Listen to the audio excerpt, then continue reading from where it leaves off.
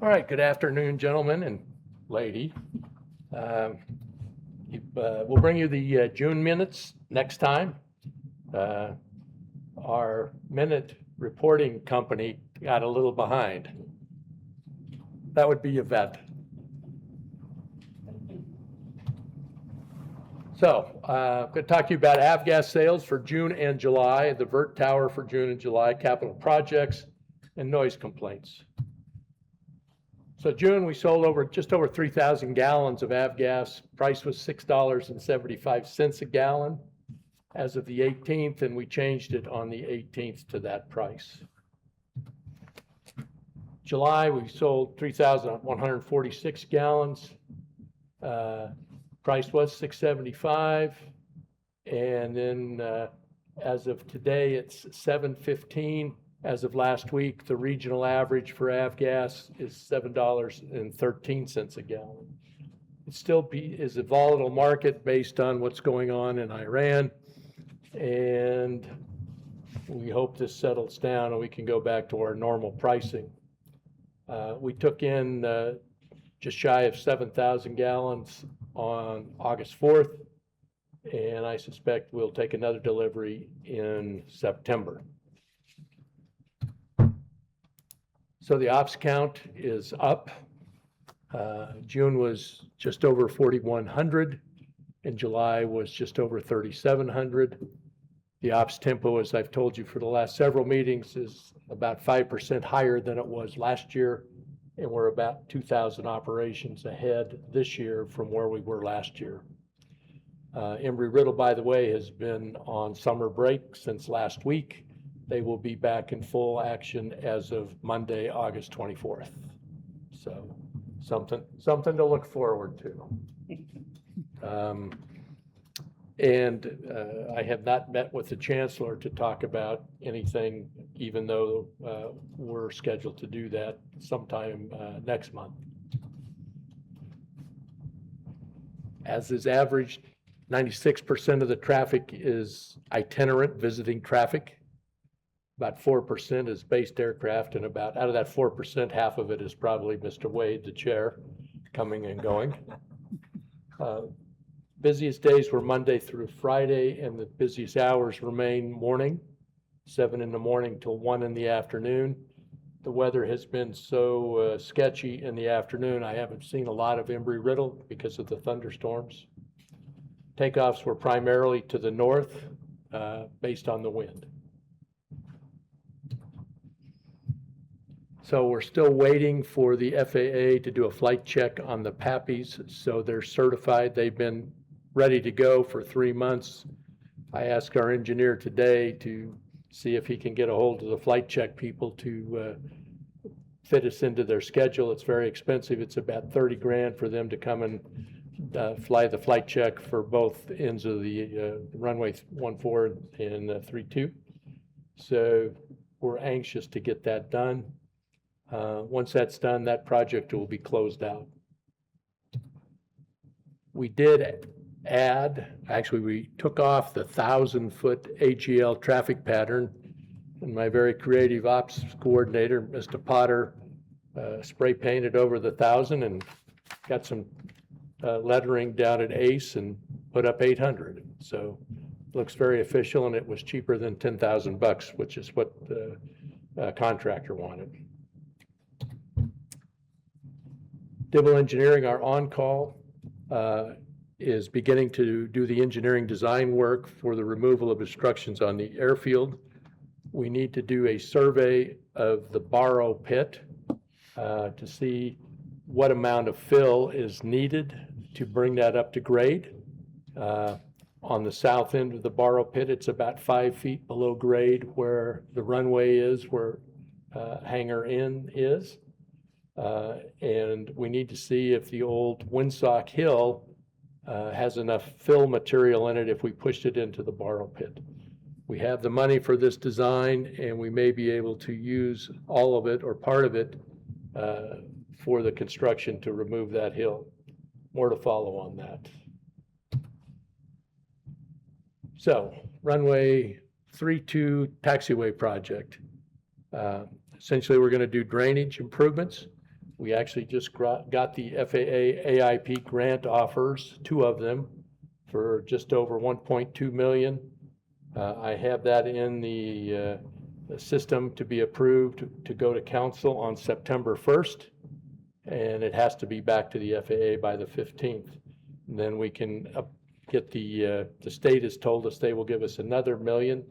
So initially we'll do some drainage work, some connector work, and we'll be in pretty good position for another AIP grant to finish the actual reconstruction next year.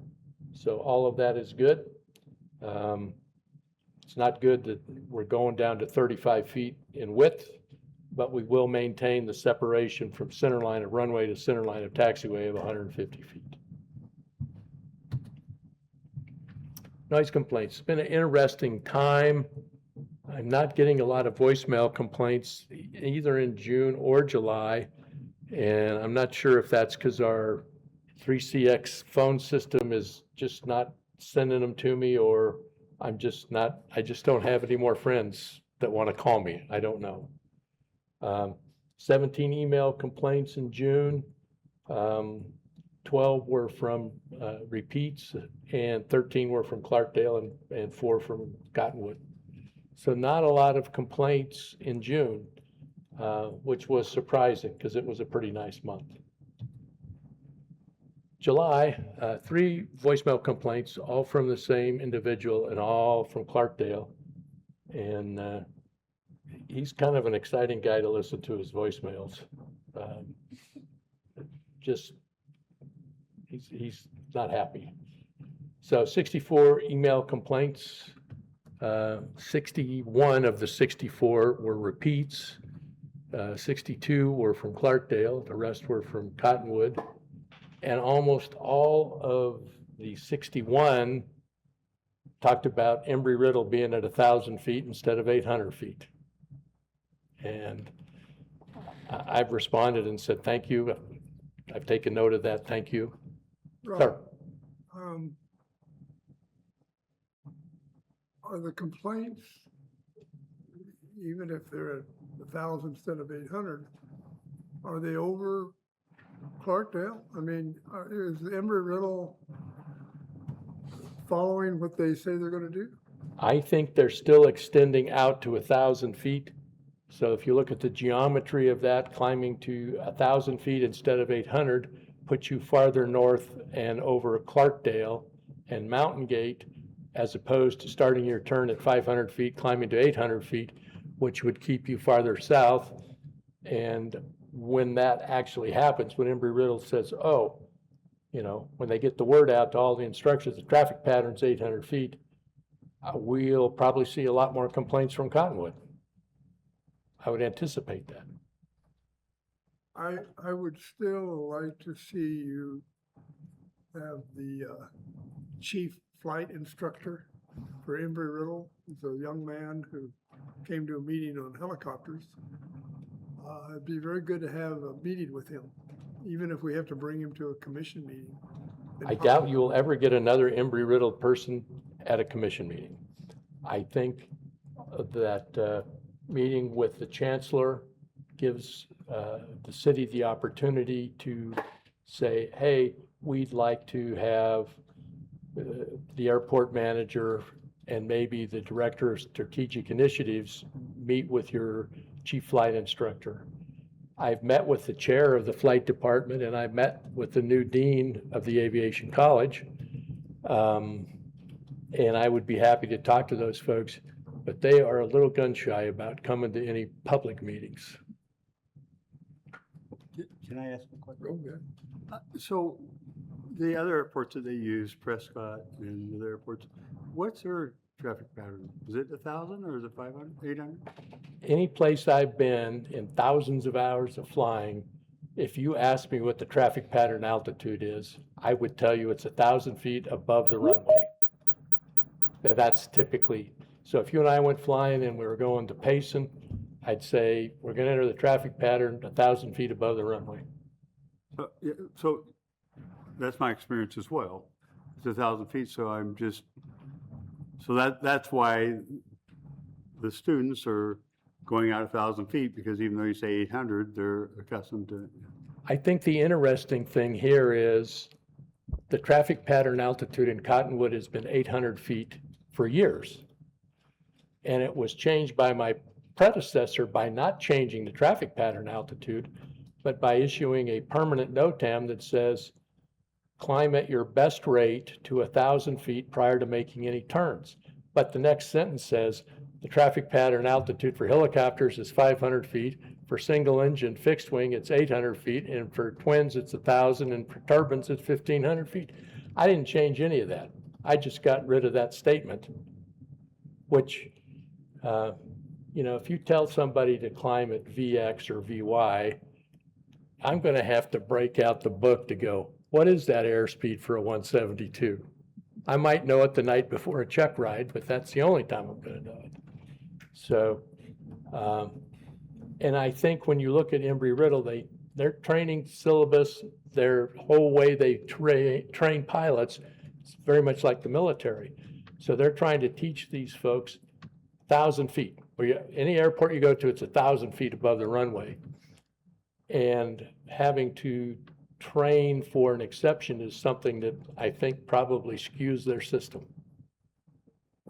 And I just think for all the pilots that, the way I learned, you go to 1,000, you make your right turn, you make your, or left turn, whatever you make, and when you get halfway to there, when you get halfway through the airport, that's when you cut your engine, that's when you start your glide pattern, and if you're going to do it at 800, I guess I'm not making excuses for Embry-Riddle, but I kind of get that. But I have heard, and although I cannot corroborate it, that some of the old timers, present company accepted, of course, have said that the pattern used to be 500 feet here at Cottonwood. I would find that remarkably low. Yeah. over residential, yeah. Yeah, so it is interesting when you go back and looked at the traffic pattern. I didn't change anything. I just got rid of a statement, and at the commission's guidance said that we want no more than 3 aircraft in the pattern doing touch and go operations. And everything else is pretty much the same. Well, I would recommend that it basically be explained to them that it's a noise abatement procedure that we have in Cottonwood. Because I agree with you, everybody thinks 1,000 feet is the number. But that last 200 feet from 800 to 1,000 takes quite a while in the 172. And so if we could have a noise abatement procedure instituted on their agenda to turn out at 800. They have said in one of their flight information files, which was the last one that was a publicly distributed one, which will never happen again, by the way, for their students to start their turn at 700 feet and then climb to 1,000.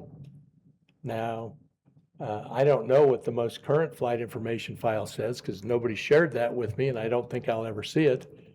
But it would be just as easy to say in a 172, start your turn at 500 feet and climb to 800 feet. Uh-huh. At 500 feet, that 172 is going to do everything it can do at 800 feet. So more to follow on that. And I'm looking forward to talking to the chancellor next month. And I'm going to have to start a second binder for noise complaints for this calendar year, by the way. When you get, and I print these out, these 64 emails, I print them out and put them in there by month. So we talked before about eliminate aviation gasoline lead emissions, EAGLE. I found it interesting that my old friend Kurt Castagna, who is the CEO and president of the National Air Transport Association, was at Oshkosh just recently, and in conjunction with the deputy administrator of the FAA for airports, had a seance about getting rid of leaded avgas. So I think it's alive and well, and I think when you have a national platform like the NATA folks championing this, that this is not going to die on the vine like we've seen in years gone by. So more to follow on that, but I thought I'd share that with you. And Kurt is a pretty amazing guy. I ran across him when he ran Aeroplex in Long Beach, and he was a visiting professor at Cal State LA when I was a visiting professor for Southern Illinois University out of Carbondale. So, good guy. All right, here's the bottom line on Airport Day. You all have to make a decision. Do you want to proceed with this event?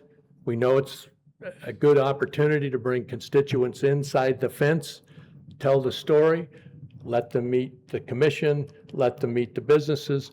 We'll bring Embry-Riddle over. They've already told me they will send an airplane and instructors. And as much as I hate car shows on Airport Day, I think we should get a car club to bring cars in because it brings more people, and maybe find a nonprofit group like EAA or a Boy Scout troop that does a pancake breakfast.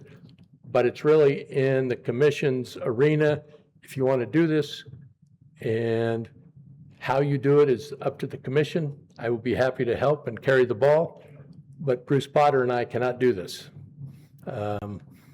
And if you say, well, just form a subcommittee, the most learned attorney is going to tell you, well, if you form a subcommittee of commissioners, you're bound by all the rules and the notice and the public meeting law and all of that. So you might want to think about special meetings for Airport Day. Anyway, that's my spiel. I'm done with. It's up to you all. What kind of time frame are you talking about? Are we talking about it being in 2027, an Airport Day? I think, it usually takes 6 to 12 months to plan one of these. You don't want to do it, my personal opinion, you don't want to do it in the heat of the summer. You want to do it in the spring or the fall. We're way too late for this fall, maybe next spring. The city is very nervous about any kind of a flying event, and I would not recommend that. I would recommend all static stuff. And if we want to get the military to participate, we need to make that request up to DOD now, as soon as we establish a date. And it would be nice to get, some of the National Guard stuff out of Phoenix. You could probably squeeze the Marines to bring a V-22 over. We don't want anything like a F-35 because it would melt the asphalt on the runway. But most people have never been inside the fence at an airport. And so I think it's exciting. We've had a discussion in my office about, well, if you don't charge and it's a free event, then it doesn't have value. If you charge $5 a person, it makes it more of a valuable event.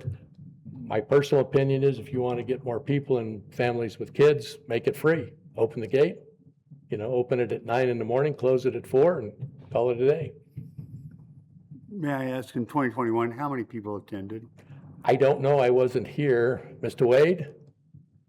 What was that? 2021, the event. Oh, well, I was here. I did attend, but it was very well organized on the ground, but they let airplanes continue to come in and go. And they had a hot air balloon, and they had an ultralight collide with it over the airport, and it crashed and had injuries and subsequent lawsuits, and it put a damper on that whole process. I'm sure that it cost the city of Cottonwood money because of there was not enough thinking about trying to keep aircraft on the ground. So people were doing touch and goes and doing a lot of air work, and we didn't have a tower, of course. And so it was set up for an accident, unfortunately. Well, I think we can mitigate most of that. I can tell you, having done a number of these over the years, the best you can do is try to estimate the ebb and flow of people, all day long. We used to do an Airport Day in Fullerton, in Orange County, And people say, well, Rod, how many people showed up? And I said, anywhere between 2,000 and 5,000. Because we didn't keep track of the gate because we didn't take any money. But, you know, if it's a nice day and people, you know, the weather's decent, people will bring their kids out. And we'll get the fire department to bring out a piece of equipment and maybe change it out because kids love climbing on fire trucks. And I'm sure the PD has some fancy stuff that they like to show off, the SWAT stuff. So maybe one of their new drones. So I would suggest that myself and maybe another commission member get together with you and we discuss the formation of a committee. Because it would seem like to me the Chamber of Commerce would be very interested in something like this. The city of Cottonwood probably has somebody that fits into doing activities.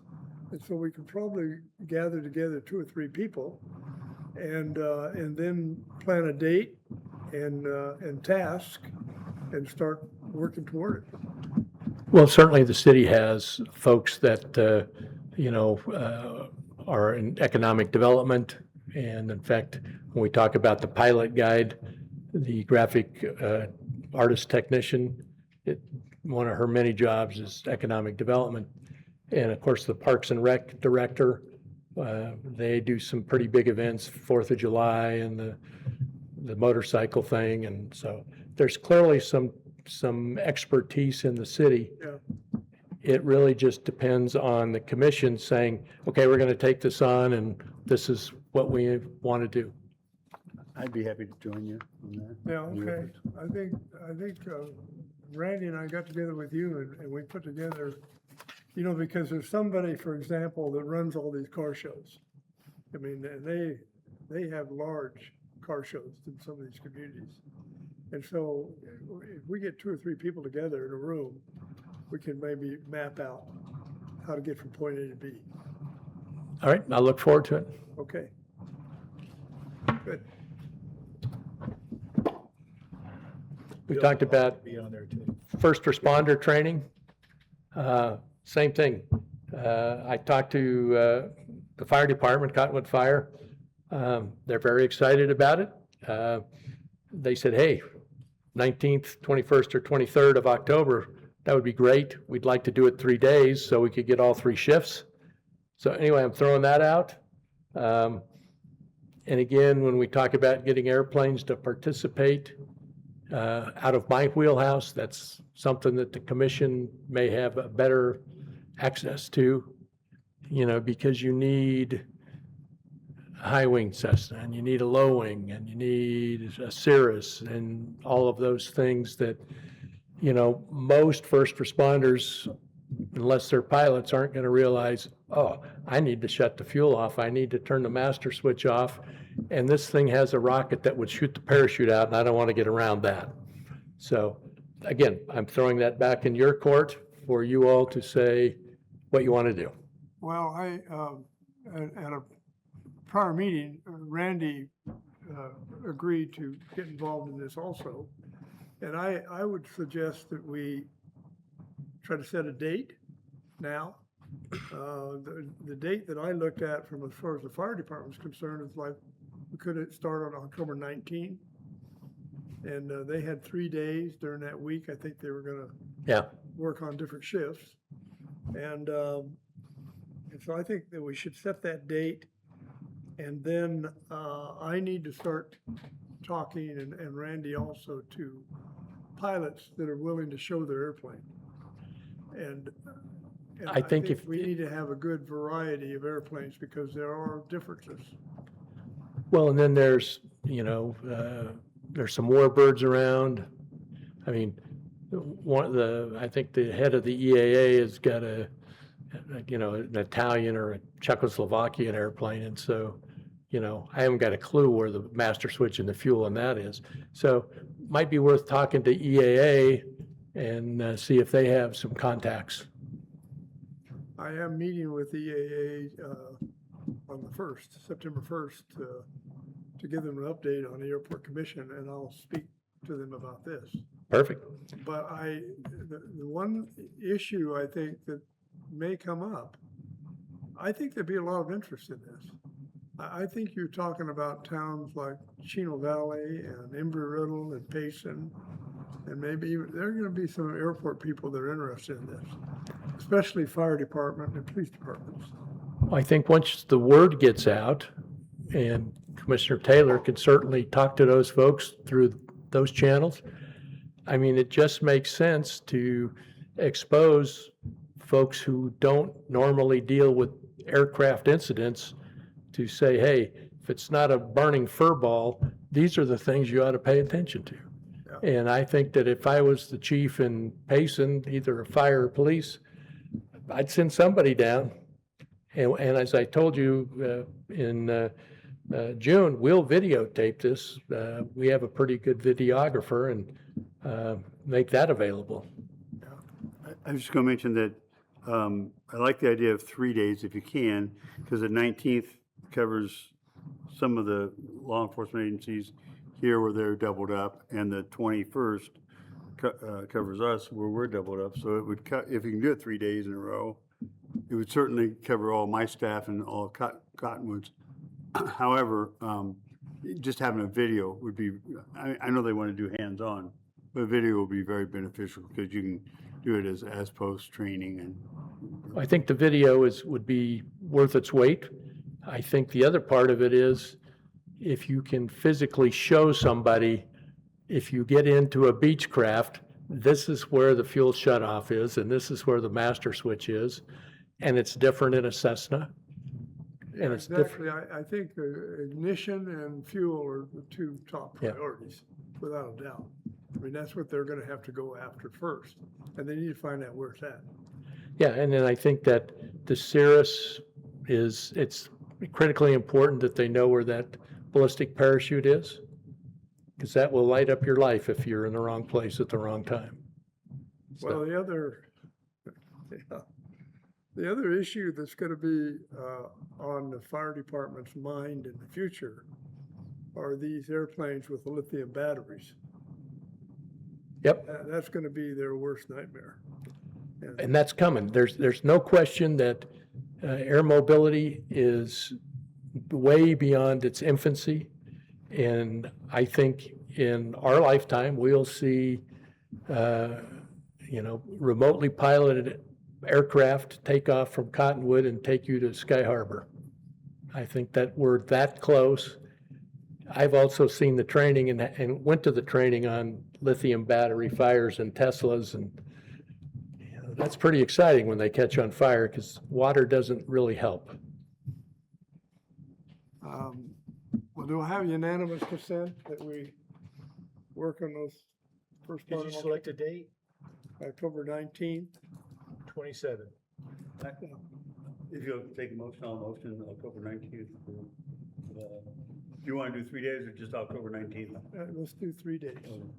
Sorry, no, October 19th to the 22nd? Okay. Wait, excuse me. When you say 3 days, you're going to actually hold this over a 3-day period? Or is that what your intention Well, is? I think the issue is that there are 3 shifts, completely different shifts of people. And so it would require some work on our behalf, but I think it's probably gonna have to be 3 days. When you say shifts, like there's a morning, there'll be a morning display? In order to I keep them have from to having do- overtime. Pardon? Yeah, so in order, so firemen work 24-hour shifts. Right. So in order to keep them, and they have 3 different platoons. So in order to keep them from having overtime, they would have their shift on Monday, and they'd have their shift come on, it's 24 hours, on Tuesday, and then the shift on Wednesday. I believe Cottonwood has their police department doubled up on Monday, our place for training, ours is doubled up on Wednesday, so that would cover us and them. And I know that Chino Valley Camp Verde's similar to ours. I don't know what the sheriff's department does. So maybe we would need to talk to law enforcement and check these dates out and see if they were good for them and, If they're good for the fire department, I know they're good for law. okay. If I may, Chair and Commission, just clarify, you'd mentioned the 19th through the 22nd, but I do want to point out that the Cottonwood Fire Department said they're available on the 19th, 21st, and 23rd. Yeah, I agree. I think we probably just kind of blank out a week that we're probably gonna have to work dates around because Chino Valley may be a little bit different. So I think we're gonna have to be available. So the week of the 19th? The week of that 19th, Monday is the 19th. So you're gonna have people parking cars for 3 days there of events? Is that what you're looking at? No, this is the training for the airplanes, so we'll be parking airplanes there. Oh, for training for the airplanes, Yes. not for the public. This isn't the public. Yeah, no, day. no, No, sir. Oh, okay. yeah, it's just police and fire. Police and fire. Okay. But that's different from this day. That's right. event It's here. different than the. So that's a the- training day. What's the, This what's is the the day? a community airport day. Is the one we were talking about previously, where we invite the public. And we try to get kids and public to come to the airport to look at airplanes and automobiles. And that's not going to take place at the same time as the No. training day? No. This will be next year. Maybe Next year. Yeah, this will be year. next. Well, the next, if you're planning for the event for the public, that's going to be next year too. Yeah, but the training will be this year. So Oh, the will be- training this year? Training's Oh, this year in October this year. Oh, okay. You've been on vacation, I got sorry. an understanding now. And the public is next year. Yeah, Yeah. okay. All right, excuse me, sorry. Oh, no, we were talking about this earlier, so yeah. So if you want a nomination or a. We'll have a separate motion Yeah. for the week of the 19th. Do I have a second?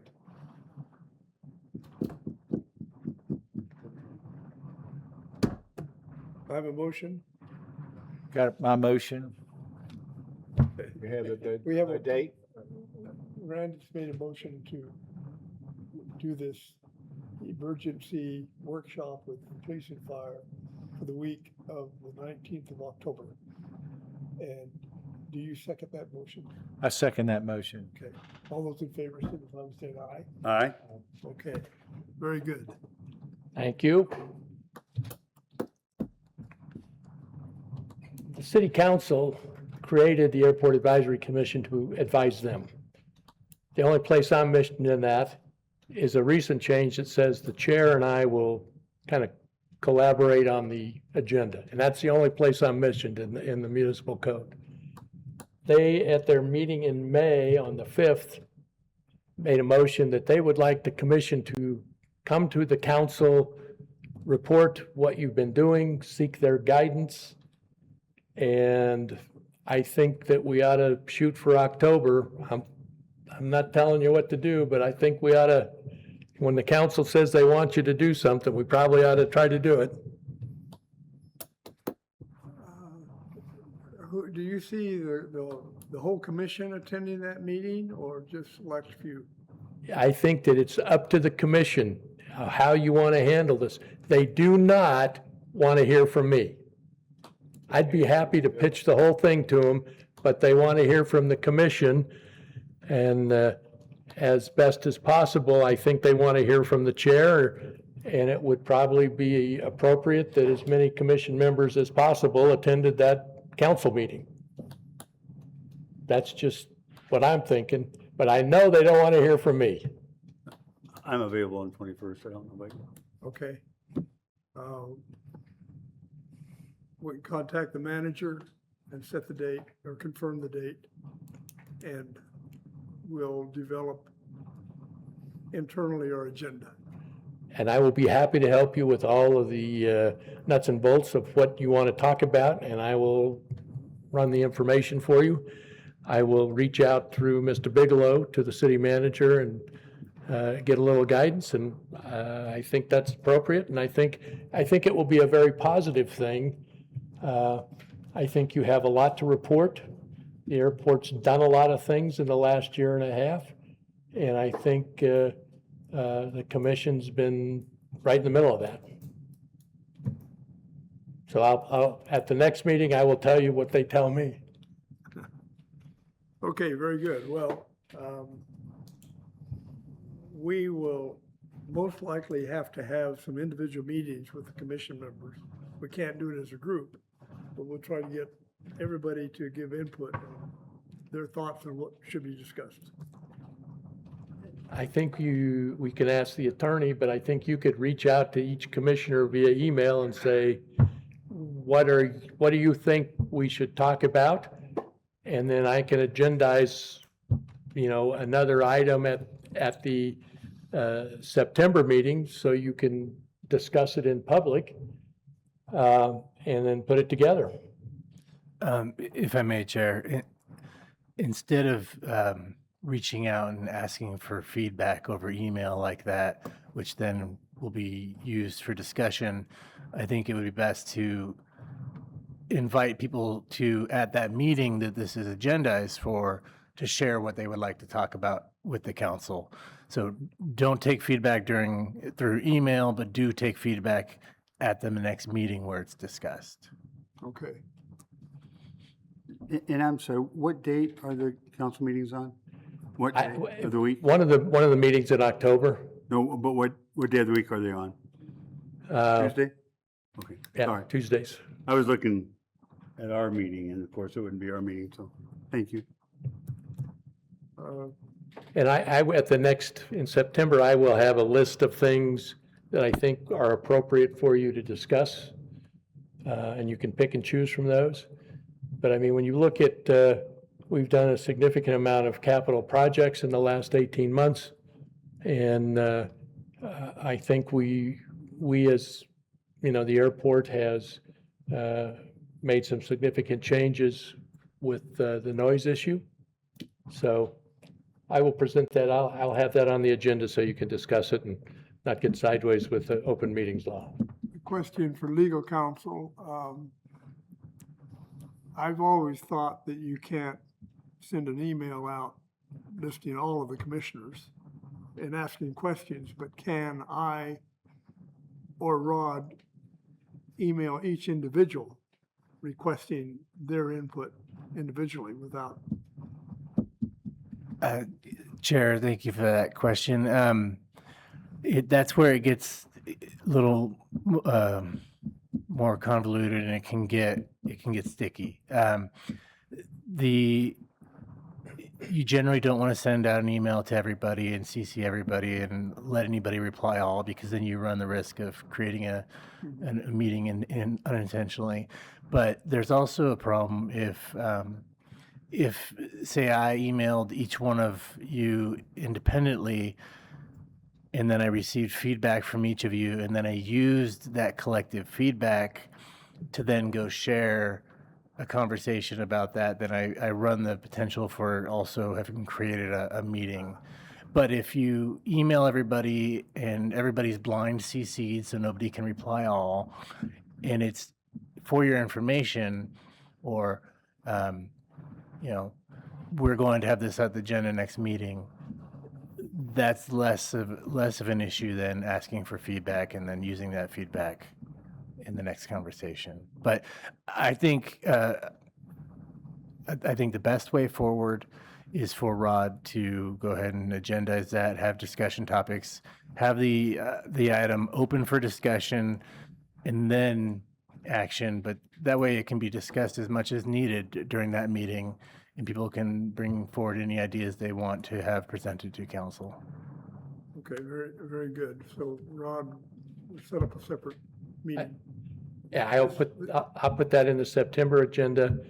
And I will also put in there how you want to organize your response. Do you only want the chair to talk, or do you want, the commission as a whole to each one of them? That's something you all could decide in September in that meeting. This also links very good with the other item on the agenda with Ron Baird's study Yeah, on the economic impact of yes, business. absolutely. Yeah, part of the agenda. Okay. Yeah. Okay. All right, very good. I will do that for next meeting. I know that this has been on certainly the chair's mind ever since I got here, and Commissioner Sutton, about the pilot guides that Kimberly Horn prepared, which frankly I thought were not that well done. We took those and our graphic artist refined them to reflect changes in the chart supplement, made it more appealing, single page for each. And I think the reason I brought it to the commission was for you to have the opportunity to discuss it, see if there are any showstoppers that I didn't see. And if the commission's agreeable to it, then I will make sure it's posted on the website, on social media, on Facebook, and sent to the flight schools. So I think it's a pretty good document. There are copies in the back, and you all have a copy.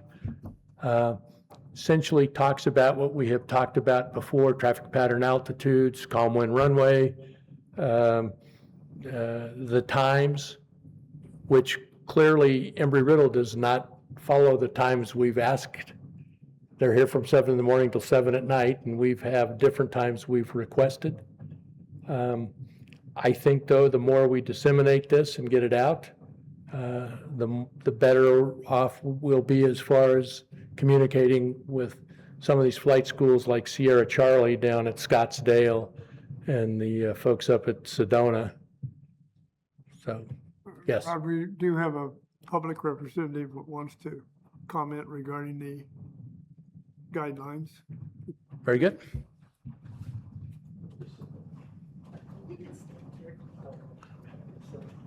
You've also got a board member who wants to come. Hello, do you hear me okay? Okay. Thank you for letting me speak. I'm Mary Lou Rose, and I'm a resident of Clarkdale. I'm glad to see the new pilot guide clearly showing the 800-foot traffic pattern, but we are still seeing Embry-Riddle aircraft and other flight schools and even local pilots extend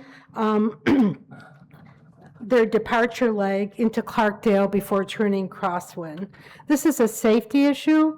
I have screenshots of Embry-Riddle turning at one altitude and other flight schools turning at another altitude. I did make a safety complaint to the FSDO. I'm waiting for a response, but it doesn't make sense to have everyone turning at different times. FAA guidance says an aircraft remaining in the pattern should commence the crossword turn within 300 feet of the traffic pattern altitude. With an 800-foot pattern, that makes the aircraft is within the range beginning at about 500 AGL. Embry-Riddle understood this guidance last year. When the pattern was 1,000 feet, they formally supported a 700-foot crosswind turn and cited the FAA Airplane Flying Handbook. Their own flight information file told pilots to maintain VY until 700 feet and turn crosswind when the traffic pattern at that time was 1,000 feet. Now the pattern is 800 feet. It never changed. We took the NOTAM away. The guidance should not change. The math changed because we have different numbers. The proposed Cottonwood guide also mentions using runway 32 as the preferred runway for noise abatement. This would only make sense if the pilots were actually following the traffic pattern altitude and turning according to FAA guidelines. Otherwise, the noise abatement is just pushing the traffic pattern over Clarkdale, a town that did not agree to this. I would like Cottonwood to make the crosswind guidance clear in the pilot guide and communicate it directly to the flight schools using this airport as well as any other private pilots that seem to be unaware of the change. I also understand the Chancellor of Embry-Riddle has asked residents to send him examples when Embry-Riddle are not flying the pattern correctly. I appreciate that he will investigate, but residents should not have to monitor a professional flight school's operations. This should not come down to how many people complain. I know we talk about repetitive complaints. If one person makes a legitimate safety issue complaint, it does not become less important because only one person reported it. Having Embry-Riddle and other flight schools not following a published FAA chart supplement is not safe, and I would hope that we can start publishing this everywhere. Thank you. Thank you. We appreciate those comments, and I think you're correct. And it kind of relates to earlier comments that we do need to get, I know we're close to Embry-Riddle, but it sounds like we need to get closer. Can I make a comment? Go. So these pilot guides, they're a wish list. This is what you would like them to follow, but they're not required to follow. No, not at all. And one intention, how is this going to be distributed? I mean, you're going to take one over to Embry-Riddle and maybe ask them to pass out these things to the instructors and pilots and so forth? Specifically for Embry-Riddle, I will give this both physically and electronically to the chancellor, who seems to be their focal point for information. Right. And then he will filter it down. He seems to work through their safety team as opposed to the department chair. And I'm sure that that's how it will get done. I'm going to ask our folks in economic development, who kind of also double as our communications folks, to put this on our social media, put it on our airport website. We'll mail it to Sierra Charlie in Scottsdale and up to Sedona. And I will make sure that the Lakes aviation folks that are flying out of Cottonwood now, I'm going to staple it to his forehead so he knows what it says. So whatever is the most appropriate and expeditious way to get it out, that's what we're going to do. I think it's beautiful. They She did a very good job. did a great job. But what I would suggest is that, one, you just acknowledge right off, because it's going to turn people off if they realize, well, this doesn't hold a drop of water, this bucket here. It's a request. I think we ought to let them know that this is a request so we can control. I think it says that at the bottom. I mean, the reality of life is anybody that's been flying, more than 20 hours realizes that these are the rules. These are our asks. These are requests, and there's no regulatory enforcement. I think it's incumbent upon the city and the airport to tell the pilots, the public that flies in and out of the airport, this is what we would like to see for our noise abatement. Now, if you don't follow it, I can't do anything about it, but we certainly need to tell them that this is what the city of Cottonwood would like to see.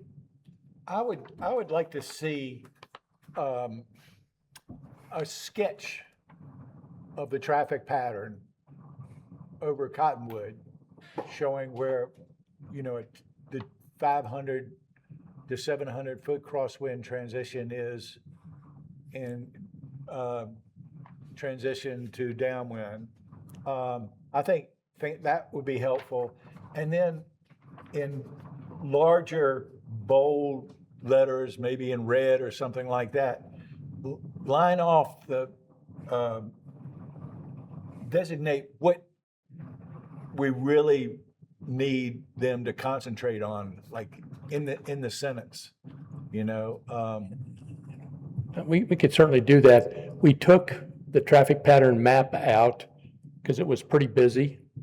The Kimberly Horn had that on, and they had a couple of pages for each, fixed wing, and I think they had another one. It was single engine twin. I think part of it is today, and Bill can correct me if I'm wrong, but when I was flying, we would have made these so these were on your knee board, because everybody had a knee board, and you would flip and whenever I went somewhere, I'd have if I was going to Riverside, I'd flip to Riverside. But now everybody flies with an iPad or a G1000 panel, and they push buttons and they bring this stuff up. So it's a different setup. I think the old timers that fly with a knee board, those are old guys like me with white hair, and they're not doing that anymore. And if they are, they're like Bill. They've got an iPad or a very fancy set of avionics.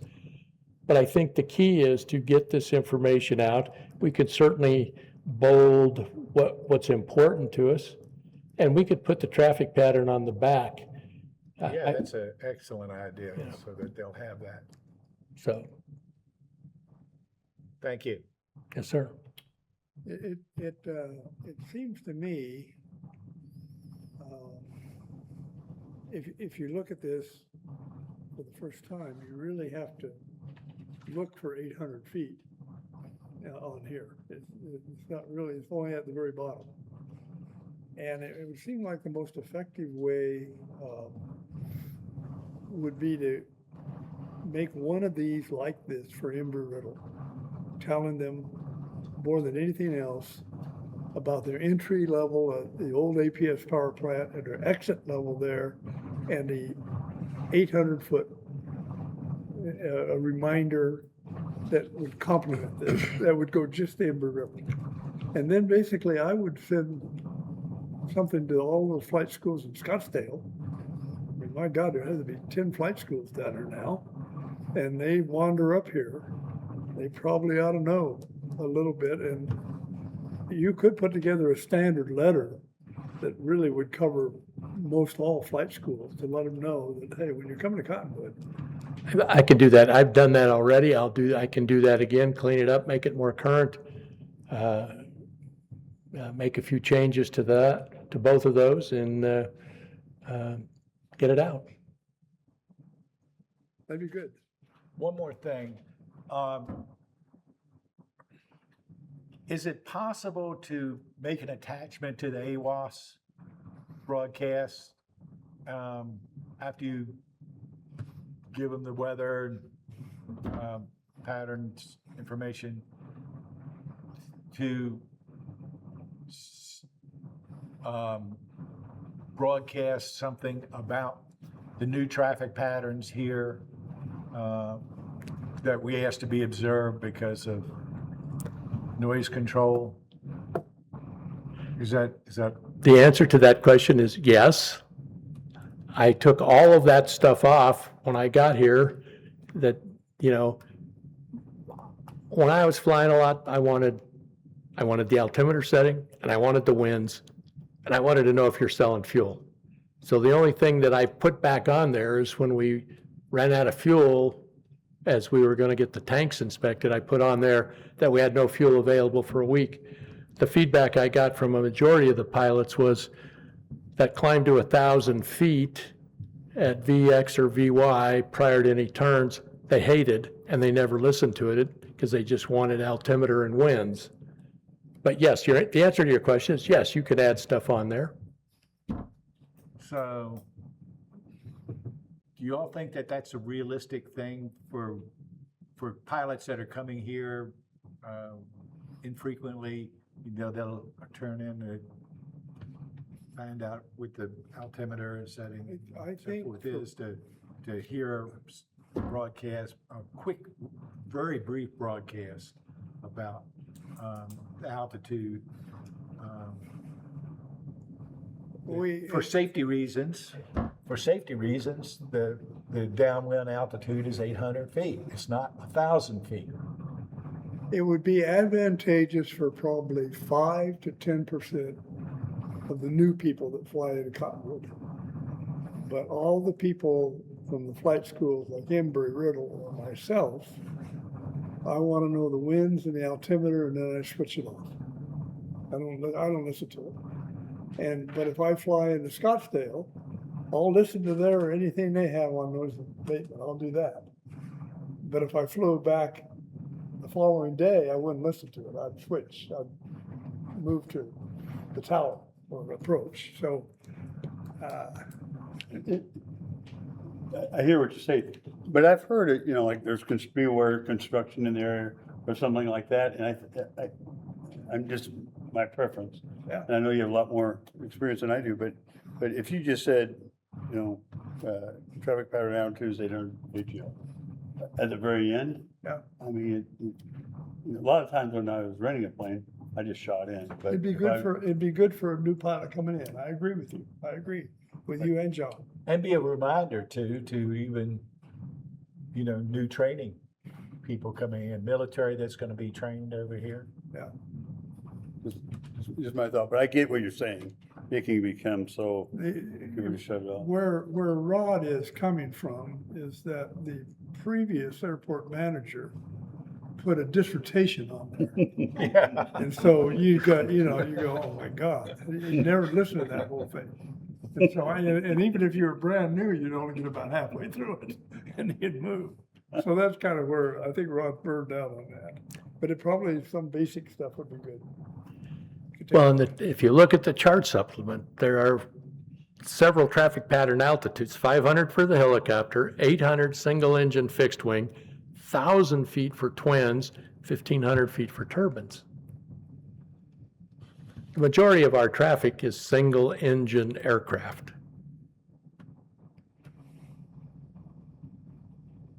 The other ones are standard, aren't they? Pretty much standard? I mean, turbine is 1,500? Yeah, if I, The only thing I'm getting at is that I think since, from your numbers, it looks like almost everything is our single engine aircraft. You say single engine aircraft. 90% of our traffic are Cessna 172s. And they're painted blue and white. Well, take a look and see what you think about All right, I will do that. addition. Okay. Deputy Clerk, can you bring me back my PowerPoint? Were you gonna cover helicopters also? Essentially, enter the pattern at 500 feet. Check in 10 miles out. Announce how you intend to arrive and depart, and avoid overflight of the runway. My recommendation on the helicopter guide is to tell the helicopters they should be at 500 feet in the regional traffic area. Because if they go above that, they're gonna whack into Embry-Riddle. No, and I think, So they really, a helicopter guy told me from Native Air that he takes off and he flies right across the middle of the runway at 500 feet, which is good, but I don't know how long he's at 500 feet. He may get at the hospital and start going up, and if that's the case, and Embry-Riddle is flying a wide pattern, that's a problem. I think they have, in a year and a half, I've watched them. Native Air arrives and departs on the west side of the runway. They fly right over my office, and they turn and land in that very tiny little landing spot next to where they're staying in the EAA building. Guardian on the other side tends to take off and head east or north. Now, if they get called out, if you look at FlightAware, most of the time they're coming and going at 2 in the morning, 4 in the morning.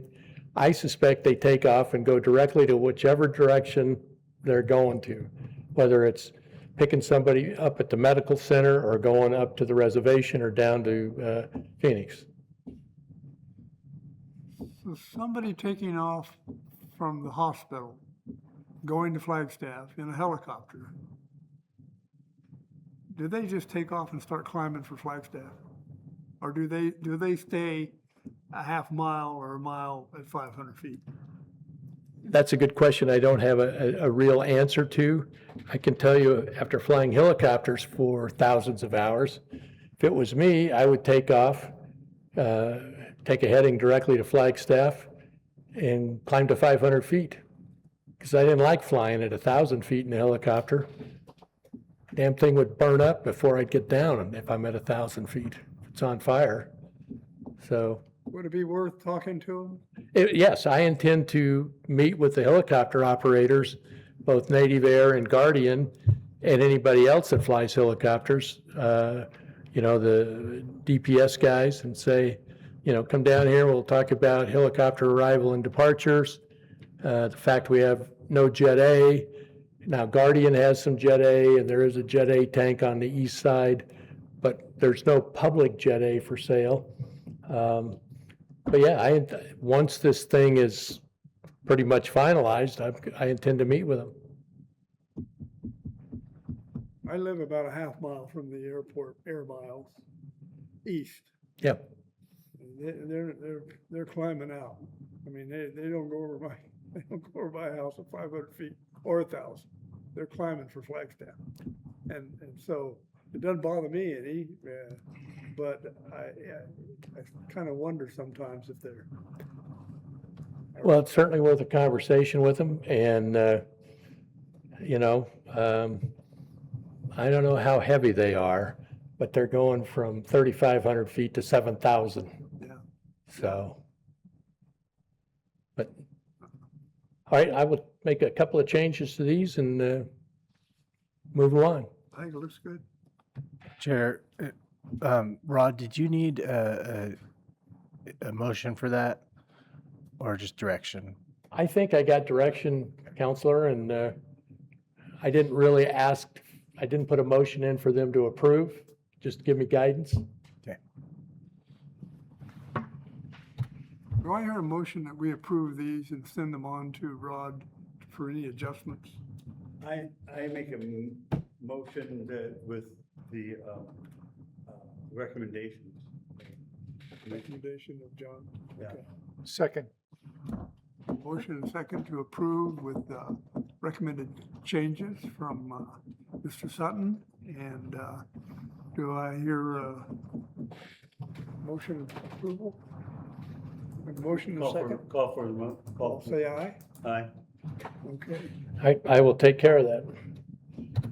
So speaking of helicopters, the chair wanted an update on the private helicopter operating facility, which essentially is the facility on 7.5 acres west of the terminal building at Hangar B. It really is being financed by Sedona Air Tours' parent company, IDK, which is a Native American company out of Page. They sort of lost momentum. I talked to the developer, and they are rephasing this project. So they're going to deliver the emergency medical vac facility first. So the Native Air folks can move out of EAA, which makes EAA cranky. And the change I thought that was very significant is they intend to install at least a 10,000-gallon Jet A tank that will have a self-serve kiosk for emergency response helicopters, whether that's police or firefighting or the medevac guys. And I think that was a positive change. Apparently, the company chief financial officer was replaced. They have a new one. That sort of slowed their financing down because they're looking for a grant from the Navajo Nation for this project. So they intend to move forward, and they intend to break ground on the first phase this year, and they intend to come back to the city with whatever changes. So that's sort of a rough drawing of what they intend to do, and I think it's a good thing. Could I ask you a couple questions? Sure. When I reviewed the report on this, I've always bothered you about trying to connect this to the airport via a taxiway. I found it very interesting, them putting in a Jet A facility, tank. And the question is, and I don't know how creative you could be, would there be a way that we could partner on Jet A and sell it to regular jet traffic and maybe make a % off of it? There were several questions in that question. Uh-huh. I talked to the developer about the fact that they have no connection to the fixed wing runway environment. He said we would have to move a significant amount of dirt to make that happen, and it may not pencil out. The second part of that is, could they have a mobile refueler that could take Jet A out of the 10,000 gallon tank and drive it down to the fixed wing side? The answer to that is yes. Then it begs the next question of, do you want to spend the money for a road from the facility that they're going to be at and stay on airport property down to the ramp? Or do you want to pay the insurance that is required to take an aviation refueling truck on the street, get it licensed and insured? I don't know of any, other than the professional helicopter firefighting companies, that have street legal Jet A aviation refueling vehicles. So it is possible. And from a business perspective, when you look at pro forma data, how much Jet A could they sell? Is the benefit there? Is the return on investment there with a mobile refueler to come down to the ramp? I don't think so. There aren't a lot of there are some base turbine aircraft, and you know them better than I do, but a lot of them are fueling on the east side out of a tank that's over there. The Larry Green tank, which is some kind of holding company now, I wouldn't put that jet fuel in my diesel truck. So if the city was to ask me, is the city interested in selling jet fuel, the answer is no. Jet fuel, unlike, I love avgas. You put it in the tank, you sump it, you change the filter, and it's good, and it can stay there a long time. Jet fuel, you got to cycle every day. Stuff grows in jet fuel, and it takes a lot of labor-intensive work to keep jet fuel viable. Well, I think that the problems you're presenting, I think, are accurate, but it would be good to brainstorm the option of some kind of partnership on Jet A. I would hate to see us in 10 years from now say that we're missed an opportunity. Because we already have people on that airport selling Jet A, or to themselves. The people with turboprops, they have tanks. And so does, I think, the hospital. They must have Jet A for the helicopter. So Well, this company, is it a missed opportunity, or is it something we should just blow off? I think that this is opportunity because we're nowhere close to bringing it to fruition. I have talked to these people.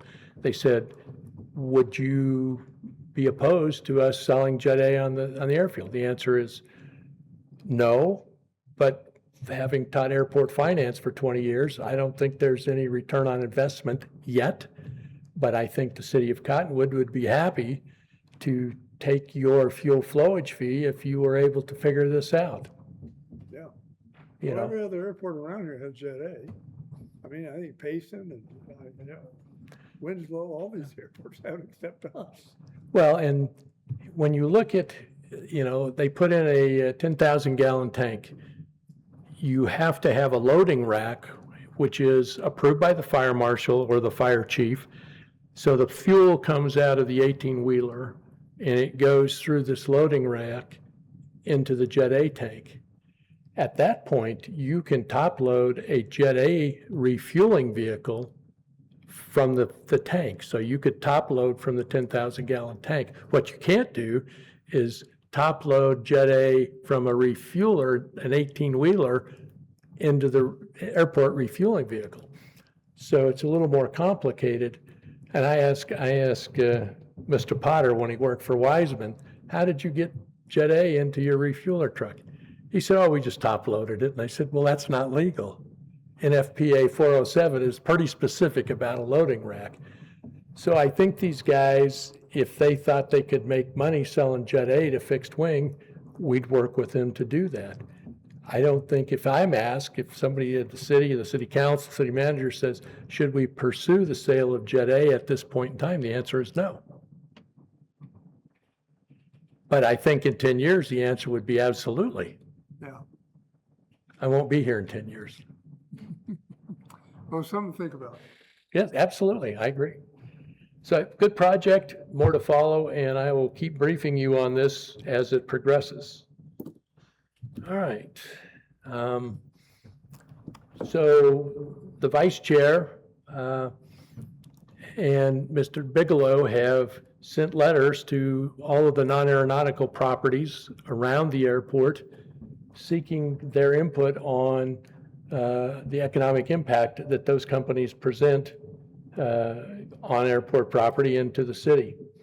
And the bottom line is kind of interesting. I got a response today because, of course, Vice Chair Baird said, oh, send all your responses to the airport manager and he'll collaborate on those. Business Today said, I've got 9 employees. I pay them at a minimum $35 an hour, and my goal is to grow the company to 15 employees. So if you multiply, you know, $35 an hour times 8 hours times 5 days, you know, how much economic impact of that is actually coming back to the city in the form of economic activity and tax revenue. And if that's just one company, and I know that there are probably 30 or 40 over there, I think Commissioner Baird, if he can get the data, will have an interesting report that you can share with council when you all go and speak to him. So I was hoping that he would be able to tell you what he's got. I think the response has been peaked at best, maybe 6 or 8 responses. But more to follow on that. I think it's a good outreach, and certainly the economic impact that is on the airport website that was done by ADOT, I don't know, 4 or 5 years ago, when I interviewed 2 years ago, I thought was ridiculous and not very accurate. So more to follow on this, and we'll see where it goes. All right, last item. So the former chair of the commission came to me and said, hey, the beacon tower in the front yard here of the terminal building used to be part of the airmail lighting system. I said, no, that can't be true. But it is. So when you look at aviation in its infancy, it was driven by an insatiable desire to communicate and mail. The first law about aviation in America was the Kelly Airmail Act of 1925. So subsequent, and even before that, in 24, Congress said, we're going to fund towers that are lit all the way across the country so the airmail planes can fly at night. And during the day, we're going to put big concrete arrows in the ground. And so by doing that, it saved 2 days of transcontinental mail service time because the airplanes didn't have to land, transfer their mail to the railroads to be carried forward overnight. So this tower was one of 284. It's 53 feet tall, and there was a bunch of them in the Southwest. So ours was somewhere between Winslow and somewhere. So it's historic. It's at over 100 years old, and it's in the front yard, and the airport beacon sits on it. And it ought to have a plaque, and you as a commission ought to be there and invite the mayor out, and we'll put the plaque on the tower. But you can't tell me to do that. I just think it's a good idea. Because you can't direct staff to spend money. But I think it's historically important. How do you get recognized, or how do you move this to a more official status? What I would do is if you all, by consensus and not vote, say, hey, that's a great idea, I will put this on the agenda for the city council. We'll, propose a plaque paid for out of the airport fund. And maybe the city manager say, you don't even have to go to city council. We can just do this, and we'll invite the city council and the mayor out with you all, and have a little ceremony and put it on there. I think it's important. I mean, you know, Cottonwood has a small part of aviation history that goes back over 100 years. There's a few other airports that have got beacon towers that came from this, you know, but it's part of history. I mean, can you imagine trying to fly a Jenny, a biplane at night, looking for beacons with no instrumentation? And I mean, some of these guys would take empty little whiskey bottles, fill it with colored water, tape it on the firewall so they could see where their wings were.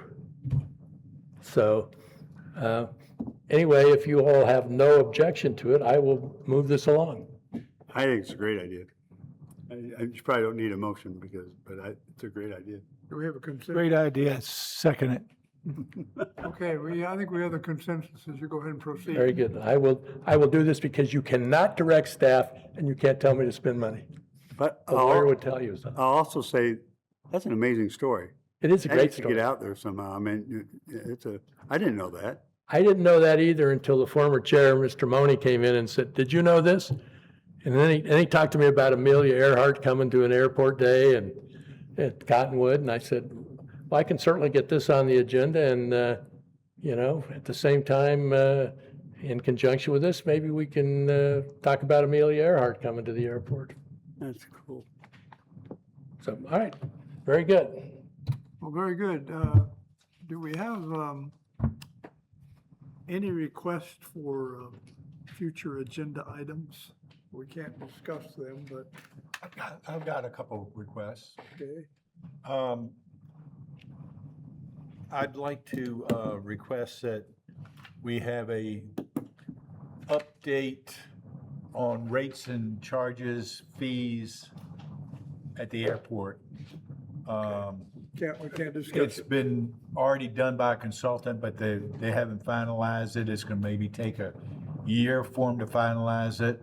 And so looking at rent some facilities at the airport, storage of extra things at the airport that are not in the hangar, fees for commercial aircraft, passenger carrying aircraft, and medevac Okay, all on the agenda. on the agenda. Okay. Yeah, that's Okay. That's it. That covers Okay. both. You have anything, Randy? Okay, I think that we've concluded this meeting. It's been somewhat of a action-packed one. I would like the records to show, though, that it's refreshing to have a pilot as the airport manager.